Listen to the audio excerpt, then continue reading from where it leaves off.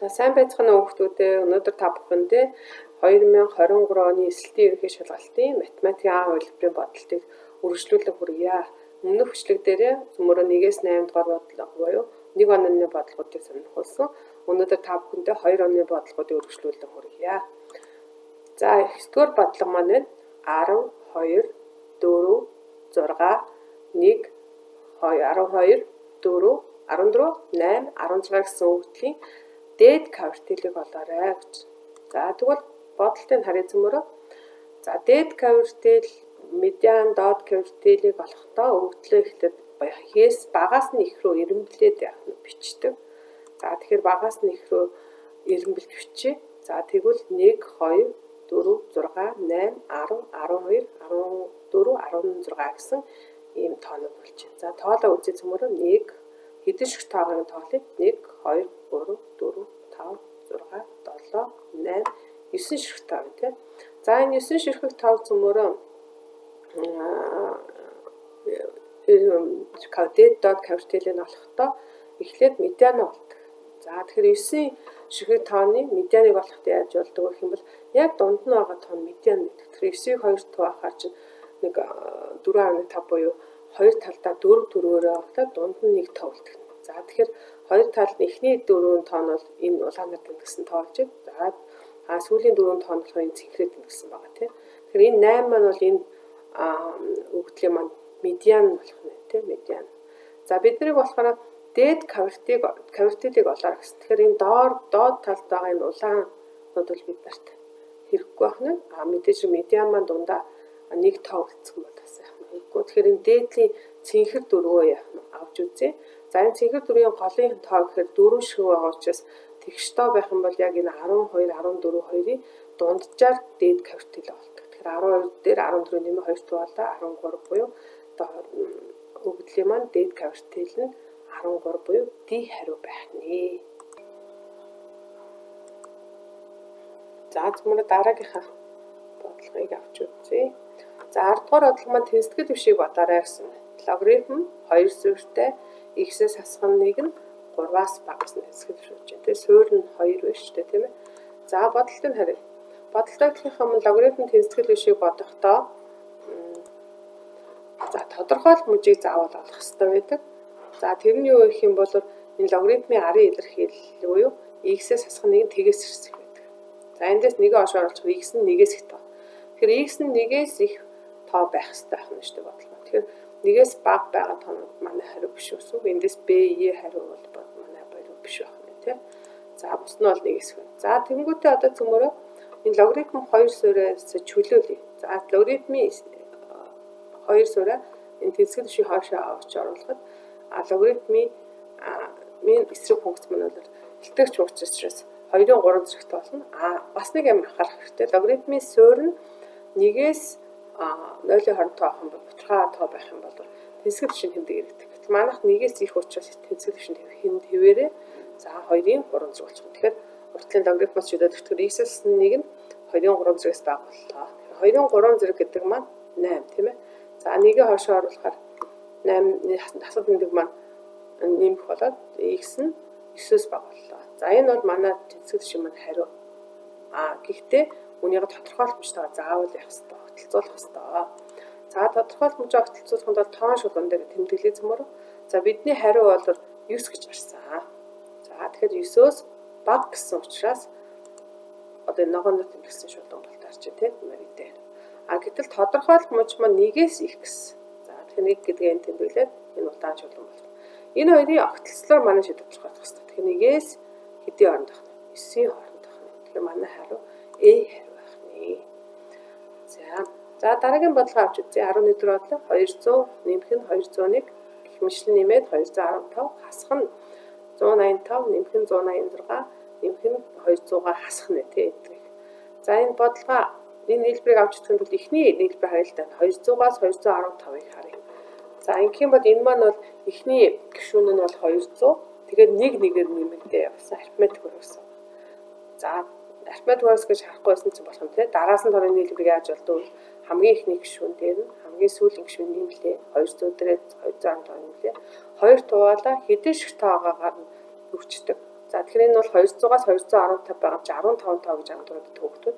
Энэ 200-таа бас оруулах хэрэгтэй тийм. Тэгэхээр бол 200-аас 215 хүртэл 16 шигтэй байгаа. За тэгэхээр тоошгүй биш. Тэгэхээр 200 дээр 215 гэхэд 415 хуваах нь 2 үрчиг нь 16. 2 хураавал 415-ыг 8-аар үрчих боллоо. Тэнгүүд 3320 боллоо. За сүүлийн хасах нь гэ хаалтан дотор байгаа том нь бас мөн арифметик өрөөсөн байгаа. Эхний гишүүн 185 тэгээ бас нэг нэгээр нэмэгдээ явж байгаа арифметик өрөөсөн. За тэгэхээр яадаг вэ гэвэл хамгийн ихний тоон дээр буюу 185 дээр хамгийн сүүлийн тоо буюу 200-аар нэмээд 2 туваагаад мөн тоошрох гэж байна. Тоошрох маань 185-аас 200 хүртэл байгаа тийм ээ. Тэгэхээр 16 бол таарч байна тийм ээ. За ингэхээр 385-ыг 2 тугаа 16 2 хураалаа 8 боллоо. За ингээ үрчгээр 3080 боллоо. За тэгэхээр бидний хариу маань ихний хэсэг нийлбэр маань болохоор 3320 гарсан тийм. Сүүлийн хаалтанд байгаа нийлбэр маань болохоор юу гарч байна? 3080 гарч байна. 3080. За ингээд хооронд нь хасчих юм бол 240 буюу бидний хариу маань зөв хариу маань D хариу маань зөв болох нэ. За 12 дугаар бодлого харин цөмөрөө 12 дугаар бодлого маань альфа тэнцүү 15 градус бол тангас 3 альфа дээр синус 3 2 альфа нэмээрээ гэж. За цөмөр бодлолтын бодъё. За тэгэхэд бол альфа маань 15 градус гэж юм чи 3-аар өрчгөө 45 градус. Тэгэхээр тангас 45 болж байна тийм. Нэмэх нь синус альфа маань 15-ыг 2-оор өрчлөхээр 30 болж байна. Тэгэхээр тангас 45 дээр синус 30-ыг нэмнэ гэсэн үг байна. За тэгэхээр тангас 45 маань градус маань бол 1 байдаг. 1 харин синус 30 бүр 2 нэ. Тэгэхээр ижил өөрөөр хэлбэл 2-ны 3 буюу манай хариу маань C хариу маань яах вэ? Зөв болж байна. За 13 дугаар бодлогоо цөмөрө харъя.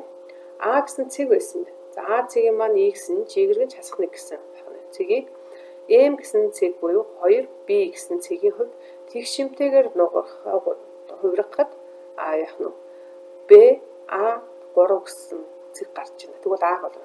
Тэгэхээр юу гэсэн үг бол А B2 хоорондоо тэг шимтэй ямар цэгийн хувьд байх нь М цэгийн хувьд.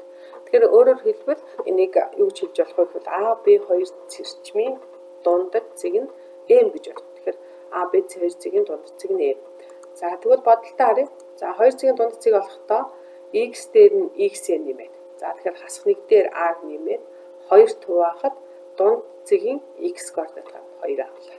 За манайх А-г болоорой гэсэн учраас багш нь зөвхөн X-ийг бодож байна. Тэгэхээр хасах нэг дээр А-г нэмээд 2 туваахад. За энэ хувааж байгаа хоёрыг хойш оруулж үржүүлчих юм бол хасах нэг дээр А-г нэгдэх болно.